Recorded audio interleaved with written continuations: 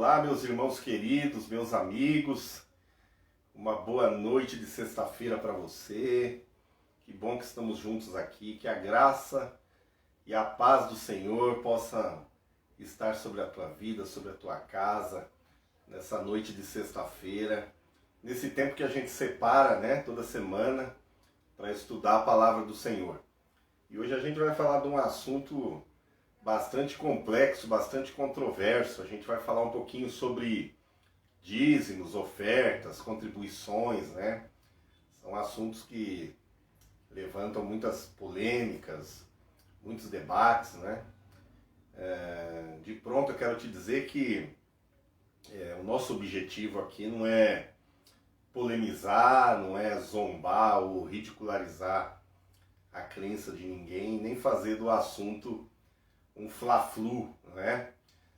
Na verdade, a gente pede a graça de Deus nessa noite para a gente poder, à luz das Escrituras, analisar esse tema que é tão importante e ao mesmo tempo tão delicado, não é? Mas que Deus nos dê graça, né? E assim é a minha oração e eu espero que seja um tempo de edificação, de proveito para mim e para a tua vida. Você que está chegando aí pode convidar mais alguém, pode participar, deixar o seu comentário. Para nós vai ser sempre muito bem-vinda a sua participação, tá ok? Hoje a gente decidiu falar um pouquinho desse assunto. Sempre as pessoas me perguntam, Pastor Oséias, o que vocês creem, o que vocês praticam na comunidade de vocês? Então, às vezes você dá uma resposta muito simplista, não explica, né? Levanta mais dúvida do que dirime essa dúvida. Então, eu quero hoje, se Deus permitir, trazer algum argumento consistente com as Escrituras sobre aquilo que a gente acredita, sobre aquilo que a gente pratica. Espero que seja abençoador para a tua vida. Nesse tema, nesse assunto, né, que a gente vai abordar hoje, há uma farta quantidade de textos, de versículos que falam sobre o assunto, que apontam para questões de sacrifício, dízimos, ofertas nas Escrituras, né? O nosso grande problema, a nossa grande diferença é de interpretação, né? Cada corrente teológica tem uma visão, é o óculos com que você enxerga as Escrituras, né? Nossas diferenças são de hermenêutica, são de interpretação. É como a gente interpreta aquilo que lê. E eu queria trazer aqui alguns princípios bíblicos que podem te ajudar a se nortear nesse assunto aí, né? Sempre que a gente estiver analisando um texto, um versículo, a gente deve primeiro analisar o contexto dele. E a gente deve sempre fazer algumas perguntas para esse texto. Quando você faz as perguntas certas, você tem uma grande chance de ter as respostas corretas, né? Então a gente sempre, quando está lendo um texto bíblico, que é o nosso caso aqui, a gente tem que fazer perguntas do tipo assim: quem escreveu isso? Quando escreveu? Para quem escreveu? Com que propósito, com que objetivo escreveu? Então, às vezes, muitas das nossas dúvidas são sanadas, são dirimidas só com essas 4 perguntas aí. Você fez essa pergunta, o texto mesmo te responde muitas vezes, né? Então, quando a gente segue como uma regrinha, vamos dizer assim, a gente tem grande chance de ter êxito na resposta correta, ok? Bom, falar de dízimos, ofertas e coletas e contribuições não é uma tarefa tão fácil, mas eu te digo que o assunto é bíblico, e bem bíblico, né? Os sacrifícios, eles permeiam toda a Bíblia, de Gênesis a Apocalipse, né? O primeiro sacrifício, né, que a gente acha, né, nas Escrituras, está lá logo no comecinho, lá no Éden, né? Quando Adão e Eva pecam, O homem então passa a estar separado de Deus, e Deus vai prover um meio para o homem se aproximar dele de novo, um meio de religá-lo, né? E esse meio é o sacrifício, né? Um animal é morto, imolado, e esse sacrifício sempre é por representação, por substituição. Ele vai representar ou substituir alguém. Então, o animal, ele é morto no lugar do homem que pecou, né? Então, o primeiro sacrifício da história aqui, a gente encontra logo lá no comecinho de Gênesis, no comecinho da criação, logo depois da queda do homem. Importante é que quem proveu esse meio do homem se aproximar, do homem se relacionar com ele, foi o próprio Deus, né? Então, eu gosto sempre de colocar que quando a gente lê a Bíblia, as histórias do Velho Testamento, ou as histórias do Novo mesmo, tem gente que fica fascinado com as histórias, né? Na verdade, a Bíblia não é um livro de história, né? A Bíblia é um livro de princípios, né? E então, toda vez que você vê uma história, principalmente no começo da Bíblia, nos primeiros livros, ali está um princípio que pode estar explícito ou implícito. E esse princípio, ele não deixa de ser uma doutrina. É a ideia que Deus tem daquilo, sobre a ideia que Deus tem de determinado assunto, de determinado tema. É um princípio que Deus vai aplicar por toda a história, né? Então, quando a gente vai para o Éden e vê esse primeiro sacrifício, a gente então descobre que o sacrifício é o meio pelo qual Deus proveu para que o homem pudesse se relacionar com ele. Daí, até o fim, até Apocalipse, Deus só se relaciona com o homem através de uma mediação, de um sacrifício, ok? Então é isso que a gente vai tentar rapidinho falar aqui, trazer alguns conceitos, para no final a gente determinar aqui o que deve ser aplicado, como a gente deve encarar e viver e praticar e crer nessas questões de ofertas, de sacrifícios e tudo mais. Então a primeira coisa que a gente aprende é que o sacrifício tem a ver com relacionamento com Deus. É um meio de se relacionar com Deus, né? Antes da lei de Moisés, tem um caso aí, né, do primeiro sacrifício, que Deus mesmo provê, o animal, para poder ligar novamente o homem a ele. Depois tem os filhos de Adão e Eva, que são Abel e Caim. Isso também ainda antes do Éden, lá no Gênesis, no capítulo 4, versículos 3 e 5, tem a narrativa aqui, ó. E aconteceu ao cabo de dias que Caim trouxe do fruto da terra uma oferta ao Senhor, e Abel também trouxe dos primogênitos das suas ovelhas e da sua gordura. Preste atenção agora.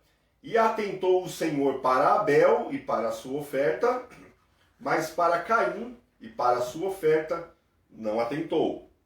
Eirou-se Caim fortemente e descaiu-lhe o semblante. Então, aqui nesse relato, você percebe que tanto Caim quanto Abel vão oferecer um sacrifício a Deus. Um ofereceu o sacrifício de frutos da terra e o outro da primogenitura das ovelhas, ok? Há muita conjectura porque Deus recebeu o de Caim, o de Abel e não o de Caim. Há quem diga, foi porque ele ofereceu frutos e tinha que ser ovelhas. Na verdade, não. Aqui é antes da lei.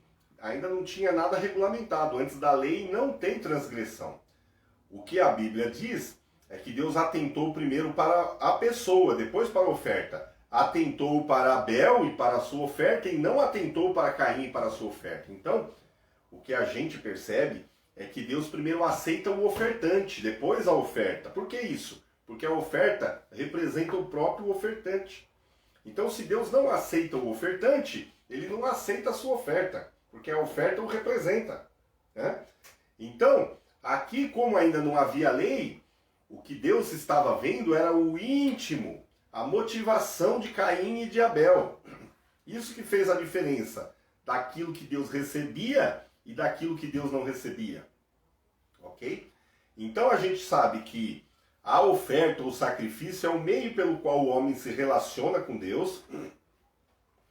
Deus primeiro atenta para o ofertante, depois para a sua oferta, visto que a oferta o representa, o substitui. Então tudo isso ainda antes da lei, tá bom, gente? Aí a gente ainda antes da lei pode falar também sobre o dízimo, ok? O dízimo antes da lei de Moisés. A gente tem a história de Abraão, que pagou o dízimo ao sacerdote Melquisedeque, né? Essa história é conhecida, tá clara. Ele vence uma batalha e promete a Deus pagar o dízimo, né? A gente não sabe, baseado no que, a Bíblia não dá esses detalhes, né? Baseado no que Abraão decidiu que a 10ª parte, ou seja, o dízimo, 10% do que ele havia recebido naquela batalha como despojo, era uma quantia apropriada para agradecer a Deus. A gente não tem ideia. A gente acredita que ele chegou a esse valor, a essa conta, possivelmente, a gente não pode afirmar isso, mas a gente pode olhar em volta o que os outros povos faziam e da onde ele foi tirado quando Deus o chamou, né? Então a gente acredita que ele sofreu grande influência dos povos da Babilônia, da Assíria, né?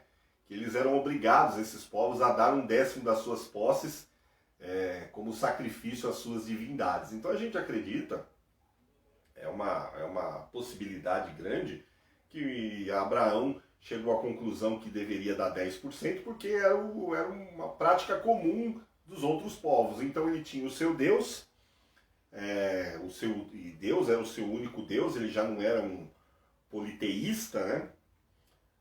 Então ele dá a quantia de 10% como uma afirmação, uma reafirmação de que Yahvé era o único Deus da sua vida. Então, essa é uma possibilidade. Isso está lá em Gênesis, né, no capítulo 14, versículos 18 a 20, que fala assim: E Melquisedeque, rei de Salém, trouxe pão e vinho, e era esse sacerdote do Deus Altíssimo, e abençoou e disse: Bendito seja Abraão pelo Deus Altíssimo, o possuidor dos céus e da terra, e bendito seja o Deus Altíssimo que entregou os teus inimigos nas tuas mãos.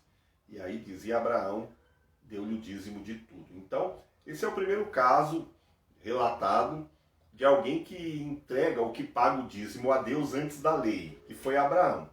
Tem um segundo exemplo aqui também, ainda antes da lei de Moisés, que é do neto de Abraão, Jacó. Jacó também,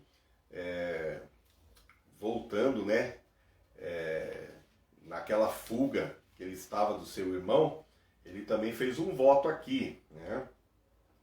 Está lá em Gênesis 28, versículos 20 a 22. O voto dele, de dízimo também, é um pouco diferente do seu avô.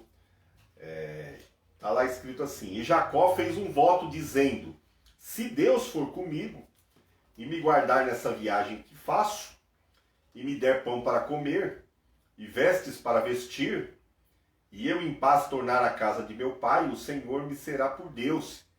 E esta pedra que tenho posto por coluna será a casa de Deus, e de tudo quanto me deres, certamente te darei o dízimo. Aqui, o ato de dizimar de Jacó é um pouco diferente de Abraão. Aqui, Jacó não fez nada de maneira, assim como Abraão também, não fez nada de maneira obrigatória, né? Foi um ato deliberado, né? Não era algo que eles faziam regularmente, é um caso esporádico, pontual. Um foi no encontro com Melquisedeque e o outro indo encontrar com seu irmão. Aqui a diferença é que Abraão deu por agradecimento por ter vencido uma batalha. E aqui Jacó faz o voto de dizimar de maneira em caráter condicional. É voluntário, porém condicional. Ele coloca: se Deus fizer, eu faço o voto e darei 10% do que ele me der. Então é condicional. Então, tanto num caso quanto no outro, você vê que o ato de dizimar não tem caráter regular, é voluntário, não é obrigatório, muito menos compulsório. Tem a ver com a individualidade, um relacionamento pessoal que cada um tinha com Deus. Um achou por bem dar 10% daquilo que recebeu e o outro achou, ofereceu 10% daquilo que receberia, né?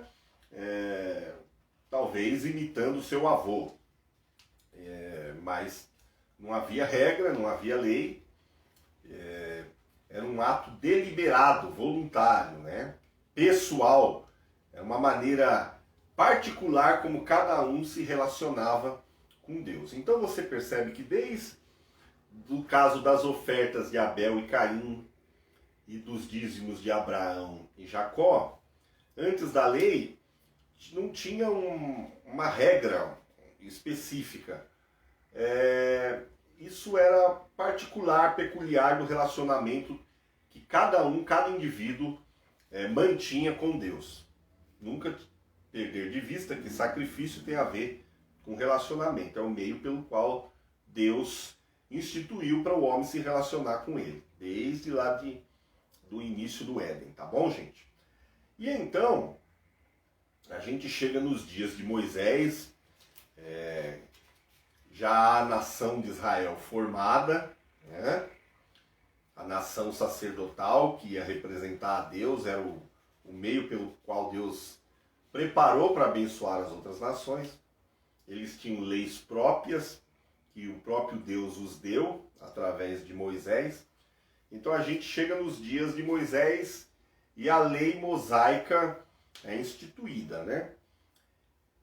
Os sacrifícios nos dias de Moisés, as ofertas e tudo mais, eram indispensáveis, né, para o culto mosaico, né, devido à importância que tinha, né. Quando a gente fala de ofertas, de sacrifício no Velho Testamento, a gente sempre imagina, vem a figura de um animal sendo imolado e oferecido a Deus pelos pecados do povo. Porém, isso é muito pobre, é muito simplista e não retrata bem o que era as leis e as regras instituídas por Deus através de Moisés de sacrifícios e ofertas para o povo se relacionar com ele.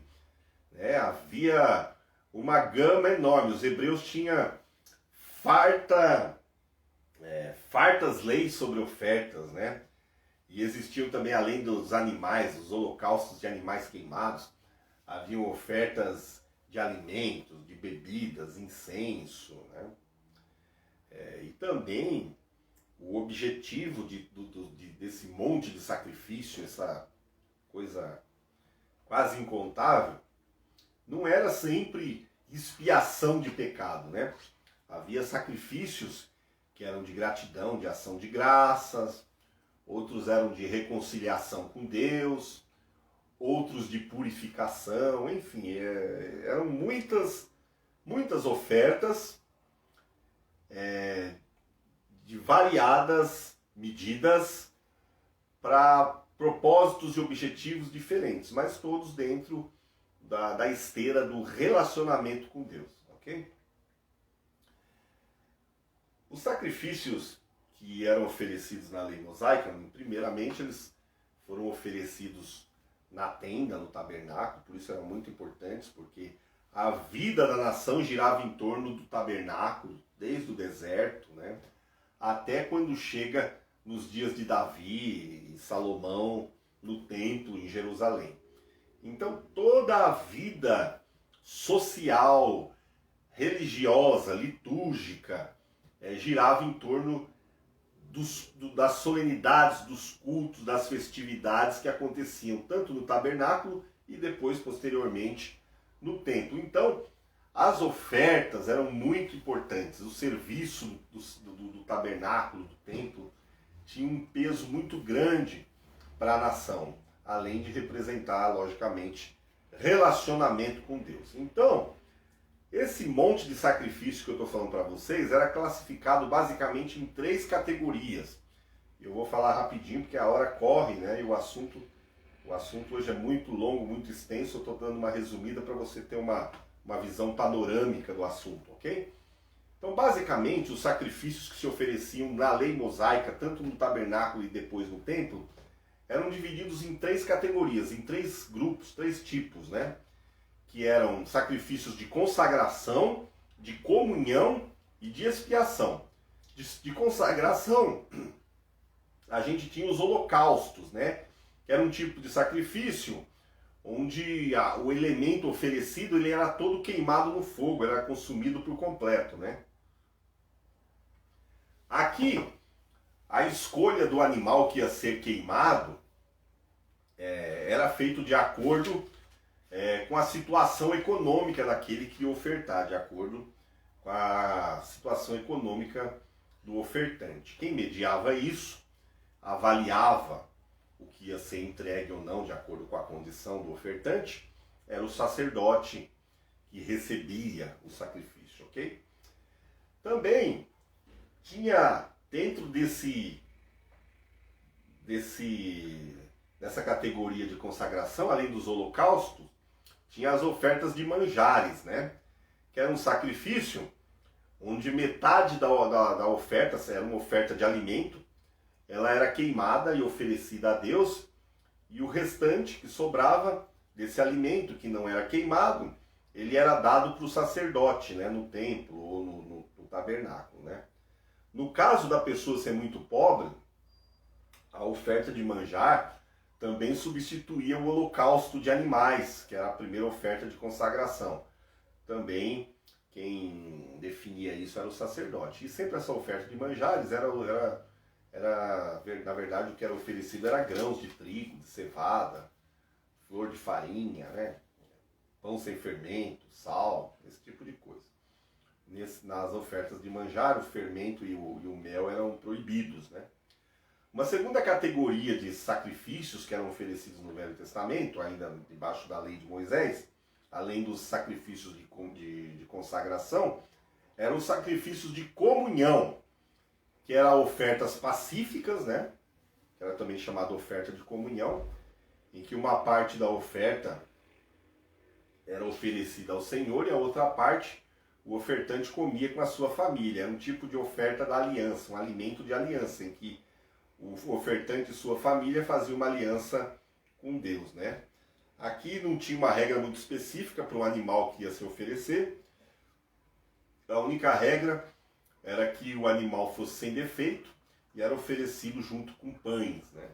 Também ainda dentro da categoria de comunhão, existiam as ofertas de expiação pelo pecado e pela culpa, né? Então, primeira categoria, ofertas ou sacrifícios de consagração. Segunda categoria, sacrifícios de comunhão. E a terceira, sacrifícios de expiação.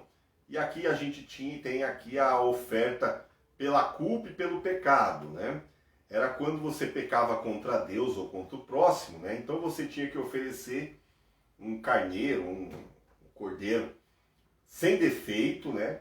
E além de restituir em espécie a quinta parte ou 20% do valor daquilo para a pessoa que tinha sofrido a tua injúria ou tinha, de alguma forma, tinha sido defraudado pelo ofertante, né?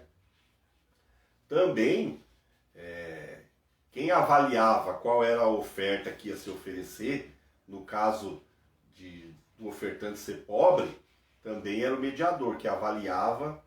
Então, em todos esses casos aqui, em todas essas categorias de comunhão, expiação e consagração, o ofertante, mesmo sendo detentor da oferta que ia entregar a Deus, o seu relacionamento ele era indireto, porque havia outros componentes entre ele e Deus. Além da oferta, para fazer mediação, agora existia um sacerdote, um templo e regras e leis, ok?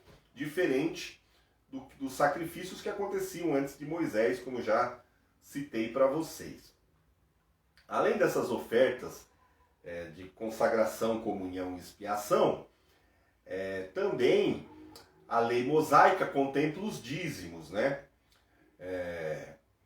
Aquilo que em Abraão e Jacó não era institucionalizado, não era regulamentado, era meio ao bel prazer, cada um fazia de acordo com a sua liberalidade, era algo pessoal, individual e privado com Deus. Aqui, em Moisés, o dízimo passa a ser regulamentado, né? Mais do que significar a 10ª parte de algo, o dízimo tinha um significado mais abrangente. Se você ler todo o Pentateuco, que são os 5 primeiros livros da Bíblia escritos por Moisés, você vai ver que não existia um único tipo de dízimo, tá, pessoal? Às vezes a gente imagina que dízimo é uma coisa só. Não.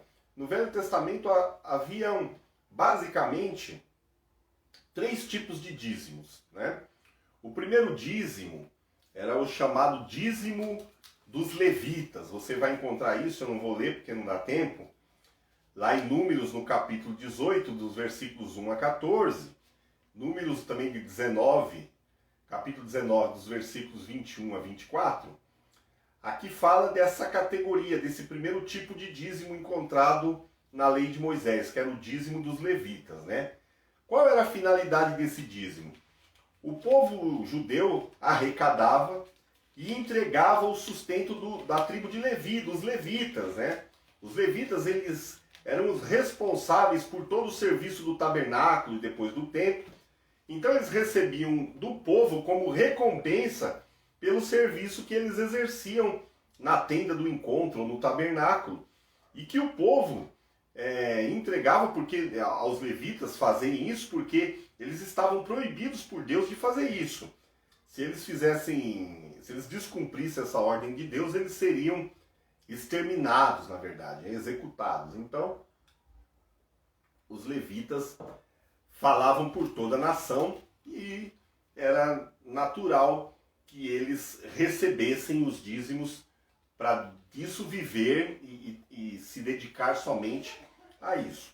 É por isso que na lei de Moisés é previsto que os levitas não tinham herança na terra de Israel, né? Os dízimos que eles recebiam eram a sua única herança, né? Bem como as ofertas trazidas pelo povo, enfim. Eles não possuíam terras e nem herança, né? Também, dentro da lei do dízimo dos levitas, os levitas davam o dízimo do dízimo. Então eles recebiam dízimo e de tudo que recebiam eles davam 10% ao sumo sacerdote Arão e ficavam com o resto pela recompensa do serviço. Então, o primeiro tipo de dízimo que a gente encontra na lei de Moisés é o dízimo dos levitas, que eles recebiam do povo para administrar as ofertas e todo o serviço do templo e do tabernáculo, e também dizimavam ao sumo sacerdote Arão, ok? O segundo tipo de dízimo que a gente encontra no Velho Testamento é o dízimo da comunhão ou dízimo do festival.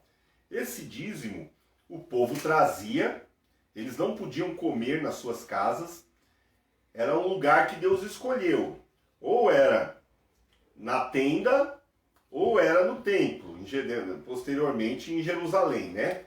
Então aqui eles traziam e aquilo era comido pelo povo. Era uma festa, era uma verdadeira churrascada santa. Então esse segundo tipo de dízimo, todos traziam para uma grande festa, um grande festival e todo o povo comia. Isso você encontra lá em Deuteronômio, no capítulo 14, dos versículos 22 a 26, tá bom? O terceiro tipo de dízimo encontrado na lei de Moisés, no Pentateuco, é o dízimo dos pobres, né? Está lá em Deuteronômio 26, dos versículos 12 a 13. Esse dízimo era destinado aos pobres, viúvas e estrangeiros, como uma forma de fazer justiça social na terra, né? Havia a preocupação de Deus instituindo esse dízimo através de Moisés. Havia uma preocupação com os pobres, com aqueles que ficavam desamparados, com os pobres, as viúvas, os estrangeiros, aqueles que não tinham nenhum tipo de recurso. E importante, aqui se falando de dízimos, tanto dos levitas, do festival, como dos pobres, os pobres não dizimavam. Deus nunca pediu dízimo dos pobres. Pelo contrário, eles recebiam os mantimentos oriundos desse dízimo chamado dízimo dos pobres, né? Então isso, de certa forma, traz à tona uma realidade muito distante do que muitas igrejas praticam hoje, onde muito longe da ideia original de Deus, e eu quero repetir, a Bíblia não é um livro de história, é um livro de princípios. A preocupação não é atender os necessitados. Pelo contrário, muitas vezes os pobres, os que não têm nada, são obrigados a dizimar. Então, há um contrassenso muito grande com aquele princípio que Deus estabeleceu desde o princípio lá.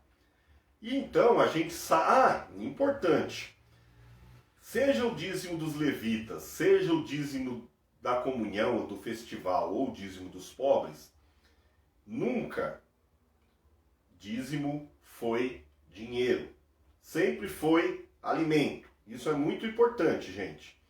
Todos os dízimos previstos no Velho Testamento quanto no Novo Testamento nunca foram dinheiro. Sempre foram alimentos. Você pode me dizer, mas eles dizimavam alimentos porque não tinha dinheiro. É possível que nos dias de Moisés não houvesse dinheiro. Mas não se esqueça que essa prática da lei mosaica, ela se estende de Moisés e vai até Jesus. Então, depois de Moisés vieram os profetas, os reis, os juízes, né? Passaram vários impérios, até chegar no Império Romano. Então você percebe que havia moeda. Nos dias dos reis de Israel havia moeda. Nos dias de Davi havia moeda. Então, nos dias do Império Romano havia as moedas de César. Então, esse argumento não tem sustentação. Dízimo nunca foi dinheiro, ok? E então a gente chega nos dias de Jesus. E aqui a gente vai rapidinho ver como Jesus encarava dízimos e ofertas nos evangelhos, né? A gente não pode perder de vista, a gente não pode esquecer que até a sua crucificação, Jesus também se submetia ao regime da lei mosaica. Ele ia ao templo, às festas, cumpria as ofertas, ok? Ele era um cidadão judeu, ainda debaixo da lei mosaica. E ele mesmo declara que ele veio cumprir a lei. Então ele cumpriu cabalmente a lei, antes de aboli-la. E a gente vai falar disso. Então, Jesus encarava o dízimo e as ofertas cumprindo a lei, mas com um olhar mais adiante. Vocês querem ver um pouquinho? Falando sobre ofertas, eu peguei um único texto só para exemplificar. Mateus 8, versículo 3 a 4, fala do leproso que ele curou. Então diz assim, e Jesus estendendo a mão tocou-o dizendo, quero ser limpo. E logo ficou purificado da lepra. Disse-lhe então Jesus, olha, não o digas a alguém, mas vai, mostra-te ao sacerdote e apresenta a oferta que Moisés determinou para servir de testemunha. Então, ele cura o leproso, e o leproso queria um microfone, já dar um testemunho, contar que foi curado e tal. Jesus falou, nada disso. Vai até o sacerdote e apresenta diante dele a oferta que Moisés determinou, que era uma oferta de gratidão, né? Então, Jesus fala para ele cumprir a oferta da lei com um propósito, para que aquilo servisse de testemunho. Quando a gente vai para o caso do dízimo, como Jesus encarava o dízimo? Da mesma forma, ele cumpria a lei com um olhar mais adiante. Olha só, Mateus 23 e 23, ali ele está num confronto com os escribas e fariseus, então ele diz assim, ai de vós, escribas e fariseus, hipócritas, pois que dizimais a hortelã, percebe que é comida, é alimento, porque dizimais a hortelã, o endro e o cominho, e desprezais o mais importante da lei, o juízo, a misericórdia, a fé. Deveis, porém, fazer estas coisas sem omitir aquelas. Então, os fariseus, eles eram conhecidos, eles se caracterizavam por querer se justificar perante as pessoas. Então, eles davam o dízimo das menores hortaliças possíveis, para mostrar que eles cumpriam, eles eram extremos cumpridores da lei. Na verdade, Jesus conhecia o íntimo deles, o coração deles. Jesus os chama de hipócritas. Então Jesus faz uma crítica usando a própria lei, porque eles se fiavam na lei. Então Jesus fala, olha, vocês cumprem a lei do dízimo, mas não cumprem a lei da misericórdia, entendeu? Enfim, o juízo, a justiça. Vocês são hipócritas. Então Jesus usa coisas que a lei demandava, requeria, tanto de caráter de virtudes internas, como de atitudes litúrgicas e ritualísticas, como o dízimo. Então Jesus fala, você deve fazer isso e isso. Ele não exclui a lei, mas acrescenta a ideia já de Novo Testamento, que é Deus olhando o interior, a motivação, né? Então, é importante entender que Jesus encara as ofertas e dízimos ainda nos evangelhos sob o prisma da lei, porque ainda ele não tinha morrido. Até o tetelestai na cruz é Velho Testamento. E é importante a gente entender que mesmo após a morte de Jesus, existe um período de transição. Os sacrifícios da lei de Moisés continuaram acontecendo no templo até o ano 70. Entendeu? Jesus morreu no ano 32, quando se cumpre a profecia e o templo é destruído. Mas o serviço do templo, ele aconteceu mesmo após a morte e ressurreição de Jesus, mesmo após Pentecostes, mesmo após a diáspora, a perseguição da igreja, ainda um remanescente judeu continuou com esses sacrifícios até o ano 70. Então, foi um período de transição de uma coisa para outra, né? Então você percebe que Jesus aqui confronta a má conduta deles, usando a própria lei deles, né? Que eles praticavam uma coisa exterior, mas aquilo que estava interiorizado não era bom. Então, aqui a gente percebe que Jesus começa a mostrar que o que oferecemos só é agradável a Deus quando a motivação, quando o interior está em consonância com a vontade, com os caminhos de Deus, né? Então, aqui novamente a gente cai naquele princípio lá de trás, que Deus primeiro olha a pessoa, o ofertante, depois a oferta. E enfim, depois da cruz, a gente chega nos sacrifícios do Novo Testamento. E então, muda tudo, né? Jesus cumpre a lei, né? A lei é um tutor que conduz até Cristo. E então, no Novo Testamento, Jesus Cristo, mediante a sua morte na cruz, ele se ofereceu em sacrifício, como oferta, de forma definitiva. O que isso significa? Significa que ele fez a oferta do seu corpo, a oblação, né, como diz assim, uma única vez pelos nossos pecados. Então passa a ser desnecessário qualquer tipo de sacrifício provisório e que se fazia repetidas vezes do Antigo Testamento. Sacrifícios que eram baseados em coisas simbólicas e alegóricas e provisórias. Então Jesus, de uma única e perfeita vez, ele passa a ser agora o sacrifício pelo qual nós se relacionamos com Deus. Ele cumpre toda a lei, todos os elementos da mediação dos dias de Moisés, da lei mosaica, ok?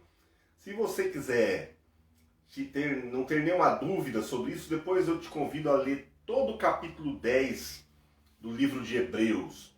Eu vou ler alguns textos aqui, alguns versículos de Hebreus capítulo 10, que falam dessa mudança de sacrifícios no Novo Testamento, que agora invalidam os sacrifícios do Velho Testamento. Então, Hebreus 10:1 diz assim, ó: porque tendo a lei a sombra dos bens futuros, então a lei era a sombra de bens futuros, coisas que viriam depois, e não a imagem exata das coisas, não era a imagem exata. Nunca, pelos mesmos sacrifícios que continuamente se oferecem cada ano, podem aperfeiçoar os que a eles se chegam. Então, quem se achegava aos sacrifícios do Velho Testamento, que eram repetidos continuadamente todo ano, de maneira provisória, e que não era a imagem exata das coisas, mas eram a sombra dos bens futuros, esses sacrifícios não podiam aperfeiçoar plenamente aqueles que se chegavam a eles. Em Jesus, sim. Hebreus capítulo 10, versículo 8 e 10 diz assim: como acima diz, sacrifício e oferta, e holocaustos, e oblações pelo pecado, não quiseste, nem te agradaram, os quais se oferecem segundo a lei. Então, tudo aquilo que se oferece segundo a lei, não agradou a Deus. Não? Era necessário, mas não agradava. Era uma maneira didática em que Deus vai se revelando. Então disse: eis aqui venho para fazer, ó Deus, a tua vontade. Aqui é uma oração de Jesus. Tira o primeiro o quê? O primeiro tipo de sacrifício, para estabelecer o segundo, na qual vontade temos sido santificados pela oblação, ou seja, pelo corpo oferecido como oferta de Jesus Cristo, feita uma única vez. Então, a oração de Jesus é que as ofertas, holocaustos e oblações pelo pecado que se oferecia segundo a lei fossem tirados, para que o segundo tipo de sacrifício fosse estabelecido. Que sacrifício era esse? A oblação do seu corpo, o seu corpo sendo oferecido como oferta, e é nele que nós somos santificados. Se aqueles que se chegavam aos sacrifícios da velha aliança não podiam ser aperfeiçoados, nos sacrifícios nós nos achegamos no corpo de Cristo, nós somos santificados e aperfeiçoados. Então, o Novo Testamento, ele contempla o ato de ofertar não mais como no Velho Testamento. A gente não pode mais trazer as ofertas do Velho Testamento de ovelhas, de bodes, de carneiros, de alimentos, para se relacionar com Deus. Sabe por quê? Se você fizer isso, primeiro você está oferecendo um sacrifício ilegítimo. Eles caducaram, eles foram substituídos pelo sacrifício de Jesus. Segundo, eles são imperfeitos, tinha que se oferecer todo ano. Jesus se ofereceu uma única vez porque foi perfeito, não precisa ficar se oferecendo mais de uma vez. E também, se você volta a essas práticas de Moisés, você de certa forma não, com toda certeza, você invalida a cruz. Quando, por exemplo, se eu quero oferecer um sacrifício pelo meu pecado e eu ofereço uma oferta, eu quero dizer que Cristo que se ofereceu pelo meu pecado como oferta, o sacrifício dele não valeu de nada. O maior e mais perfeito sacrifício não valeu de nada. E eu crio e eu trago a sombra daquilo que não era a coisa exata, que era uma sombra. Eu troco em detrimento do bem futuro, que já chegou. Né? Então, a gente tem que tomar muito cuidado quando a gente traz as práticas do Velho Testamento, porque elas se cumpriram todas em Jesus. Todas em Jesus. Quando a gente traz as práticas do Velho Testamento para o Novo Testamento, a gente tem que tomar muito cuidado do tema do que se está se tratando, para ver se a gente não está invalidando a cruz, a obra de Jesus, se a gente está negando o nome, a pessoa de Jesus, o seu poder, a sua eficácia, a sua suficiência. A gente tem que analisar tudo isso. E então, a gente percebe que o Novo Testamento, ele continua contemplando sacrifícios e ofertas, mas não mais como em espécies de animais e coisa e tal. O ato de ofertar continua sendo contemplado. Quanto ao dízimo, não há nenhuma regra clara. Nem os apóstolos deixam qualquer ensinamento sobre o dízimo. Tá? Então, eu não tenho como uma lei, como uma regra. O que na verdade o Novo Testamento ensina é que nós somos libertos de todas essas coisas, porque a lei de Deus não está mais em tábuas, mas ela está interiorizada, ela está gravada no nosso coração. E o que a gente aprende no Novo Testamento é que aquele que é discípulo de Jesus, aquele que nasceu de novo, que foi alcançado pelo sacrifício da cruz, aquele que é um verdadeiro seguidor de Jesus, ele não tem como não contribuir, ele vai contribuir de maneira generosa para a causa do reino. Sabe por quê? Porque é um fruto. A árvore, ela é conhecida pelo fruto, fruto de justiça. Quando você é justificado, você produz frutos de justiça, obras de justiça. E a generosidade, a gratidão, a confiança em Deus, são frutos desse novo nascimento, dessa nova criação. A diferença é que não está baseada em regras e imposições, né? Volta àquela máxima antes da lei, que é a pessoalidade, né? Individualidade no relacionamento, sem tanta mediação entre você e Deus, né? O único mediador entre você e Deus agora é Jesus. Tudo que você oferece é por intermédio de Jesus, né? E você começa a ver logo no início da igreja primitiva, logo nos primeiros dias da igreja neotestamentária, do povo de Deus, sobre essa terra, depois da ressurreição de Jesus, e você percebe que eles contribuíam com toda alegria, de maneira tão generosa, que em muito superava as ofertas e dízimos do Velho Testamento. Isso está registrado no livro de Atos, capítulo 4, do versículo 32 a 35, que diz assim: E era um o coração e a alma da multidão dos que criam, e ninguém dizia que coisa alguma do que possuía era sua, mas todas as coisas lhes eram comuns. E os apóstolos davam com grande poder testemunho da ressurreição do Senhor Jesus, e em todos eles havia abundante graça. Não havia, pois, entre eles necessitado algum, porque todos os que possuíam herdades ou casas, vendendo-as, traziam o preço do que fora vendido e depositavam aos pés dos apóstolos. E repartia-se cada um segundo a necessidade que cada um tinha. Então, eles abriam mão de suas propriedades, de suas heranças, de suas posses, e eles tinham tudo como comum. Diz que aqui havia abundante graça. Eles não faziam conta de 5%, 10%. Não, eles eram a existência, o que eram, o que tinham, eles entregavam e dedicavam totalmente a Deus. É nesse caso aqui que Ananias e Safira morrem, não porque não contribuíram, né? Tem gente que prega isso. Eles não eram obrigados a contribuir, mas a partir do momento que votaram contribuir e mentiram ao Espírito Santo. Havia uma presença poderosa do Espírito Santo, e toda essa ação, essa manifestação de graça do Espírito nas pessoas era causa de espanto, era testemunho, né? Eles tinham grande ousadia, grande poder, grande alegria, grande comunhão. Era um estado pleno de graça, né? Então, aqui não havia uma regra, alguém impondo de maneira compulsória obrigatoriedade de nada. Havia uma impulsão do Espírito que era de dentro para fora, que as pessoas eram levadas a contribuir para ver o Evangelho avançar, a palavra sair daquelas fronteiras, né?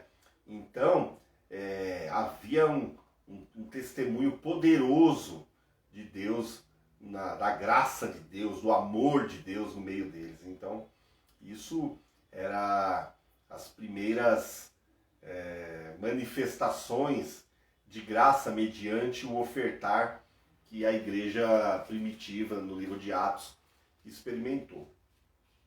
O apóstolo Paulo, grande ensinador da igreja neotestamentária, ele, na segunda carta aos Coríntios, no capítulo 9, versículo 12 e 13, falando de contribuições, de coletas de oferta, ele fala assim, porque ele chama isso de um serviço, né? Porque a administração desse serviço não só supre as necessidades dos santos, mas também é abundante em muitas graças que se dão a Deus, visto como na prova desta administração glorificam a Deus pela submissão que confessais quanto ao Evangelho de Cristo e pela liberalidade de vossos dons para com eles e para com todos. Então, Paulo fala que o ato de contribuir é um serviço que também contribui não só para as necessidades dos santos, da família de Deus, né? Mas também desperta o bom testemunho dos de fora, e isso glorifica a Deus, né? Então, a gente tem que prestar atenção que se o nosso ato de ofertar está glorificando a Deus realmente, se aquilo tem sido para suprir necessidades e se glorifica a Deus. Então, é uma preocupação que o apóstolo Paulo mostra e expõe para a igreja de Corinto, né?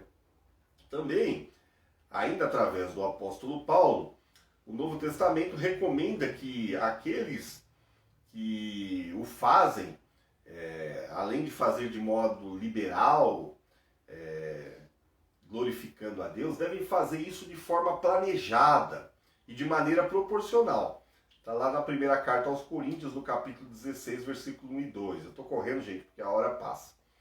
Diz assim, ora, quanto à coleta que se faz para os santos, fazei vós também o mesmo que ordenei às igrejas da Galácia. No primeiro dia da semana, ou seja, no domingo, cada um de vós põe à parte o que puder ajuntar, conforme a sua prosperidade, para que não se façam coletas quando eu chegar. Então, ele diz assim, olha, eu vou passar aí para receber para pegar as ofertas, quem tiver e puder ajuntar, conforme a sua prosperidade. Aqui tem o princípio da proporcionalidade. Quem tem mais, oferta mais. Quem tem menos, oferta menos. Quem não tem nada, não oferta nada. Quem não tem nada tem que ser alvo da oferta dos outros irmãos. Então, cada um ia contribuir, ia juntar segundo a sua prosperidade. E ele fala para que não fizesse aquilo às pressas, no momento que ele chegasse lá. Sabe o que acontece? Muitas vezes você vai num lugar e o momento da oferta é um momento que é tomado por um êxtase, uma emoção. E às vezes a eloquência daquele ministro que está ministrando sobre ofertas e contribuições é tão grande que você, levado pela emoção do momento, você dá aquilo que você não podia dar. E aquilo traz depois peso, não é bênção. Você se arrepende e fala, puxa, eu dei aquilo, nem pensei, foi levado pela emoção, né? E se arrepende. Não. Paulo diz que você deve ofertar de forma planejada, separar com antecedência. É um princípio de administração, planejar aquilo que você vai entregar para o Senhor, para a causa, para o reino, onde você vai semear aquilo, e aquilo vai ser frutífero, aquilo vai ser bênção, vai ser manifestação de graça, né? Então, para você fazer isso de forma planejada e de maneira proporcional, nada além do que você pode, dentro das suas posses. Quem tem mais pode dar mais, quem tem menos dá menos, tá bom? Então é assim que o Novo Testamento trata dessas coisas. Também ainda o apóstolo Paulo nos fala da alegria com que se deve contribuir. Segundo Coríntios 9:7, cada um contribua segundo propôs no seu coração, percebe? Não é o que alguém determina. É aquilo que você propôs no seu coração. Às vezes você vai num lugar, alguém fala, ó, precisamos de tantos que dá a oferta de 500, tantos que dá a oferta de 1000, tantos... Não, é aquilo segundo você propôs no seu coração. Considerando os princípios de proporcionalidade, o quanto você pode dar, não é? Nunca deixar de esquecer isso. E também de planejamento. Então você contribui de acordo com o que você propôs no seu coração, não com tristeza, nem por necessidade. Sabe que é aquele negócio que você vai fazer um desafio, você vai dar para Deus te retribuir, você vai fazer uma barganha com Deus? Não. Você não dá nem por tristeza, nem por necessidade, em ato de desespero, nada disso. Mas diz que Deus ama ao que dá com alegria. Que você se realize, que você se sinta pleno, que você se sinta, naquele momento, participante de algo poderoso no reino. É assim que você tem que contribuir. Senão, não tem nenhum valor, né? Deus não se agrada, né? Também na igreja primitiva, à semelhança dos dízimos da lei de Moisés, havia preocupação com os necessitados também. Você percebe lá em Atos capítulo 6, versículos 1 a 3, que a diaconia, no primeiro momento, a instituição dos diáconos, foi para atender a demanda das viúvas, né? Dos gregos, servir à mesa, os pobres. Então a diaconia fazia tipo uma assistência social. Então havia desde a igreja primitiva e em todo o Novo Testamento também, a preocupação que a destinação das ofertas, dos recursos, fosse investida nos necessitados. Então a igreja primitiva também fazia isso. E havia então, através dos diáconos, uma organização para que esse serviço glorificasse a Deus, aos que de fora viam, e também suprisse a necessidade dos santos, aqueles que careciam de maior necessidade. Também, o que eles arrecadavam, eles tinham a preocupação de repartir também. Era uma segunda preocupação que o dízimo do Velho Testamento também tinha esse objetivo. Atos 2:42 fala assim: eles perseveravam no ensino dos apóstolos, na comunhão, no partir do pão e nas orações. Então eles iam de casa em casa, partiam o pão, comiam junto, repartiam a comida. Diz que ninguém tinha falta de nada, ninguém sobrava tanto e ninguém tinha falta de nada.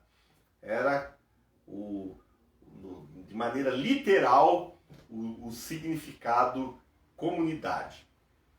E também, você vê mais adiante aqui em 1 Coríntios, Paulo também preocupado com aqueles que cuidavam do rebanho de Deus e viviam da palavra, né?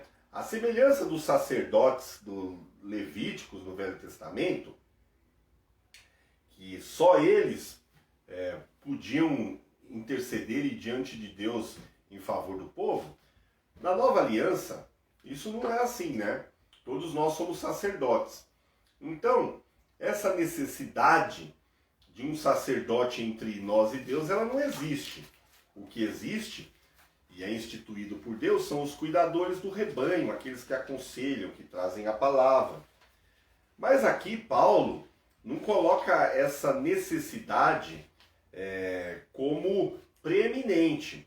Ele simplesmente coloca a legitimidade do sustento de quem cuida do rebanho de Deus. Eu vou ler bem aqui para vocês, porque eu quero fazer aqui um rápido comentário. Ele fala assim, falando sobre a legitimidade do sustento de quem cuida do povo de Deus. Ele fala assim: porque na lei de Moisés está escrito, isso está lá em 1 Coríntios 9, a partir do versículo 9 até o 12. Aqui, na verdade, ele está fazendo uma defesa do seu ministério e do ministério de Barnabé, o seu companheiro, tá? Então ele fala assim: porque na lei de Moisés está escrito: não atarás a boca ao boi que trilha o grão. Porventura tem Deus cuidado dos bois? Ou não o diz certamente por nós? Certamente que por nós está escrito: porque o que lavra deve lavrar com esperança, e o que debulha deve debulhar com esperança de ser participante. Se nós vos semeamos as coisas espirituais, será muito que de vós recolhamos as carnais? Se outros participam deste poder sobre vós, por que não, e mais justamente nós? Mas nós não usamos deste direito. Ele está dizendo que eles estão abrindo mão, mesmo sendo um direito legítimo. Nós não usamos deste direito, antes suportamos tudo, para não pormos impedimento algum ao Evangelho de Cristo. Isso é importante. Percebe? A preocupação prioritária de Paulo e Barnabé era não escandalizar ou por impedimento ou ser pedra de tropeço ao Evangelho por reivindicar algo que até é legítimo. E aqui a gente tem que entender que mesmo Paulo dizendo que era legítimo o direito de receber ofertas, porque ele semeava coisas espirituais ao povo, ele abre mão disso e ele era um fazedor de redes, né? Ele ganhava o seu sustento na vida secular também, né? Então, o que ele queria fazer? Evitar escândalo. E hoje, não é diferente o que acontece. E aqui é o meu adendo. O Novo Testamento, em nenhum momento, diz que não é legítimo alguém viver do ministério da palavra. Não é isso. O que acontece é que existe excessos, existe falta de bom senso, existe aproveitadores e muitos falsos pastores e lobos devoradores. Você percebe, e é muito comum, alguém abrir uma portinha com 4x4, tem 20 membros, desses 20 membros, 10 é da família dele, e ele agora fala, não, vou viver da obra, não vou mais trabalhar. Então, sobra 10 pessoas para sustentar outras 10. É um peso absurdo, você coloca um jugo sobre o povo. E ninguém trabalha, a família inteira passa o dia cantando, orando, etc, etc, e alguém tem que trabalhar, ralar, e então ele se vê obrigado a deixar todos os princípios do Novo Testamento e fazer isso de forma compulsória, obrigatória, sob pressão, sob chantagem, e nisso se perde a bênção, né? E nisso se escandaliza o Evangelho, e isso vira uma pedra de tropeço. Isso vira um peso. Então, no primeiro momento, aquela ovelha se submete. Aí, quando acaba a ovelha da lã, vai a carne. Quando acaba a carne, vai a gordura. Até que chupa-se até o tutano do osso da ovelha e a ovelha morre. Então, a gente vê esses desajustes, né? É lógico que é legítimo uma comunidade com um número grande, expressivo de membros, decidir por ter alguém para aquele serviço que se apresentam numa comunidade grande, que é oração, velório, visita, hospital, cadeia, briga de marido e mulher, briga do cachorro da vizinha, oração, enfim, aconselhamento. Aí há uma necessidade, existe uma justificativa, tem que haver justificativa, né? Então, esse critério aqui tem que ser visto com muita sabedoria, com muito bom senso, para que o nome do Senhor não seja mais escandalizado do que muitas vezes nós vemos aí ter sido. E aquele que vive da palavra não é para enriquecer da palavra, né? Ok? Enfim, vamos indo para os finalmente. Também a gente não pode deixar de colocar que as motivações que levam a ofertar são contempladas no Novo Testamento. Geralmente, a gente vai contribuir por dois motivos, ou por gratidão pelo que Deus é, ou para fazer uma barganha, para ver o que Deus pode te dar, né? Quando você contribui com o propósito de receber, na verdade isso só demonstra aquela coisa íntima do teu coração, aquela avareza, aquela ganância, né? E o que acontece? Você vai infalivelmente cair em um lugar que você será explorado com desafios, votos, ofertas, campanhas, e vão te tirar tudo. E você, as paixões, as suas necessidades, diz lá em 1 Romanos 1, fala que Deus te entrega as suas paixões. Então você passa a ser vítima da sua própria ganância, né? Geralmente quem está nesses lugares aí que está sendo explorado é porque é ganancioso, vai lá para receber mais, vai na campanha, vai no desafio, enfim. Então, qual é a motivação que te leva a contribuir? Né? Também, aqueles que administram as ofertas tem que tomar cuidado quanto ao mau uso delas, né? Hoje a gente percebe lugares que as pessoas, num tempo tão difícil, de tanta escassez, contribuem com toda dificuldade, às vezes com tanta alegria, né, com tanto fervor, e chega um tempo assim tão difícil e eles gastam esse dinheiro assim de maneira sem valorizar, sem importar-se com aquilo, com aquele sacrifício, e pagam cantores de fora cachês altíssimos, pregadores itinerantes, enfim. Eu vejo casos num período desse de pandemia, com tanta gente desempregada, tanta necessidade, tem gente fazendo reforma em templo de tijolo, trocando o piso da igreja, trocando os móveis da igreja, o som, e dentro do seu aprisco ali tem ovelha que não tem feijão para comer, e está ali cobrando dele um dinheiro ainda para pagar aquela reforma. Talvez você fale, isso não é problema meu problema é contribuir. Quem vai fazer mau uso dele que dê conta a Deus. Não é bem assim, né? Você tem responsabilidade de definir aonde você lança a tua semente. Que você não faça do teu ato de ofertar um ato de irresponsabilidade, de descompromisso e abominação a Deus. Então você também é responsável por isso. Ok? Também o Novo Testamento ensina que antes de você levar oferta a qualquer lugar ou alguém, você primeiro tem que cuidar dos da casa, né? Tem gente que deixa o pai e a mãe sem remédio, doente e tal, e leva alguma coisa lá para aparecer na caderneta dele lá. Eu sou dizimista, eu sou ofertante, eu não falhei esse mês. Tira da boca dos filhos, dos seus. O apóstolo Paulo falando a Timóteo, fala, ensina o pessoal a não fazer isso não, que é abominável, né? Talvez você me pergunte, mas se no Novo Testamento a gente volta para a lei do Espírito, não tem lei, não tem regra, como nos dias de Moisés. A regra é a alegria, a gratidão, a voluntariedade, a deliberalidade, a generosidade.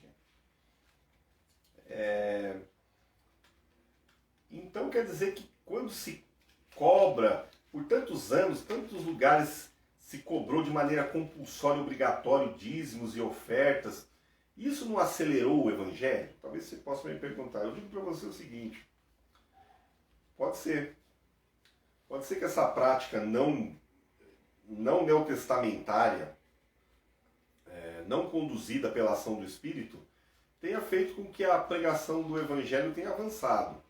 Mas, na verdade, eu digo para você que quem pratica isso tem pregado mais heresia do que Evangelho. Então, o que acontece é um crescimento não da igreja, não de conversões, mas de adesão.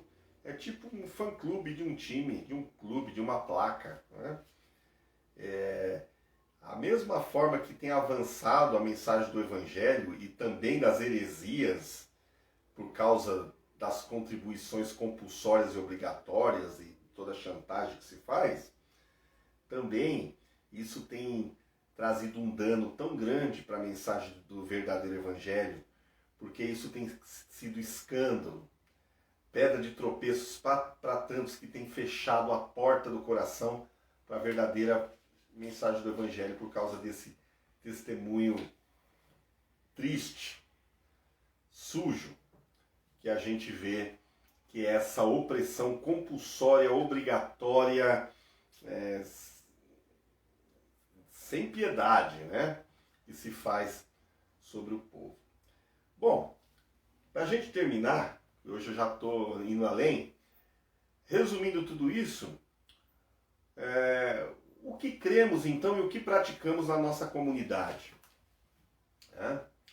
Primeiro, a gente tem que diferenciar o O que nós aqui na Querigma fazemos? Primeiro a gente tem que diferenciar a igreja em duas faces, ela como organismo e como organização. É inevitável, ela tem que ter as duas faces, isso é bíblico, né? Como organismo ou como igreja orgânica, ela é o corpo de Cristo, o corpo místico de Cristo, invisível, com muitos membros, com seus dons, aqueles que foram lavados, remidos no sangue de Jesus. Essa igreja não precisa de dinheiro, não precisa de contribuição, não precisa de nada. A igreja como organização, ela precisa. É uma comunidade que se reúne de santos, que se ajuntam em um determinado lugar e repartem a oração, alimento, dons, ministérios, experiências, oram um pelos outros, suportam uns aos outros, cultivam o fruto do Espírito nesse solo dos relacionamentos, que é a paciência, a benignidade, a misericórdia, enfim. Então é no corpo, na organização que isso acontece. O que a gente tem que levar em consideração, e essa é a nossa preocupação, é que nunca a organização pode ser tão maior ou igual o organismo, ou igual a igreja orgânica. Ela tem que ser muito menor e muito mais leve. Porque se a organização se tornar grande, e a organização fala de muitos cargos, muitos compromissos, muitos grupos, enfim, agendas de eficiência, de produtividade, de arrecadação, de crescimento, estipuladas àqueles que participam dessa comunidade, ela sufoca a igreja orgânica, que é a igreja de Jesus. Então, a gente é lógico que tem que ter a igreja como organização, porque a gente está nesse mundo, a gente tem que se manifestar e prestar conta a uma sociedade civil. Mas ela tem que ser leve. E para que ela não cause preso. Porque quando você vê alguém que fala que é desigrejado e está frustrado, ele não está frustrado com a igreja orgânica, a igreja de Jesus, ele está frustrado com a instituição, com a organização, que mata, que é que nem um rolo compressor, que passa por cima, que oprime, né? E é isso que a gente tem que tomar cuidado. Então a gente tem tentado fazer com que a igreja, a organização, seja muito menor e muito mais leve do que a igreja orgânica, que é a igreja dos dons, dos ministérios, da graça, da voluntariedade.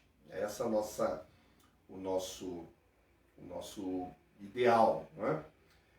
O que acontece é que Deus tem nos acrescentado e tem chegado muitas pessoas de muitos lugares traumatizados, muitas pessoas com traumas e sequelas que foram espoliados, né, de tal forma. Então a pessoa vai de um extremo que dava tudo e se entregava por completo, e aquilo foi, de certa forma, tão frustrante, tão decepcionante, a pessoa ficou tão machucada, que ele chega no outro extremo, fechado para tudo. Não vou fazer mais nada, não vou contribuir, não vou usar meu dom, meu tempo para nada, vou ficar aqui, né? Tanto uma coisa como a outra não são saudáveis. É necessário um tempo de cura e até que a gente entenda que a gente nunca deve fechar a porta da graça de Deus. A gente é um dispenseiro da graça de Deus, né? Que a gente abençoa pessoas. Mas isso tem que ser uma ação do Espírito, que não pode ser imposta por ninguém. Então você vai me perguntar, então falta recurso? Sim, falta recurso. A gente escolher um caminho que talvez não seja mais fácil. A gente não ensina que dízimo é lei no Novo Testamento. Se você falar, não, eu quero dar o dízimo, você pode dar, você pode chamar de dízimo, mas não tem nenhum princípio sobre isso no Novo Testamento. Você vai colocar num envelope sem nome, anônimo, porque sacrifício é relacionamento, é pessoal entre você e Deus. E você vai aprender se relacionar com Deus de maneira pessoal, sem a tutela de ninguém. Então, a gente acredita na ação do Espírito Santo que se move no coração das pessoas, trazendo um olhar de necessidade, de urgência, de amor coisa do Mestre, pelas coisas de Deus. Então, a gente não impõe nada a ninguém e a gente vive o sobrenatural todo mês, né? Faltam recursos, a gente não impõe nada a ninguém, mas a gente ora para que as pessoas tenham experiências reais com Deus.